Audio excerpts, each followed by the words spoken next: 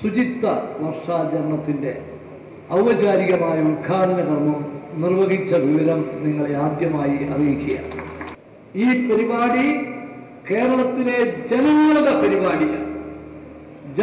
പരിപാടിയാക്കി ഇതിനെ മാറ്റിയെടുത്ത് കേരളത്തിൽ ആരോഗ്യമുള്ള മുഴുവൻ ജനങ്ങളെയും എപ്പോഴെങ്കിലും പങ്കാളിയാക്കിക്കൊണ്ട് ഇത് ഒരു വലിയ ജനമുന്നേറ്റമാക്കണം എന്നാണ് ഗവൺമെന്റ് ആഗ്രഹിക്കുന്നത്. ശിശു മരണനിരക്ക് തുടങ്ങിയ ആരോഗ്യ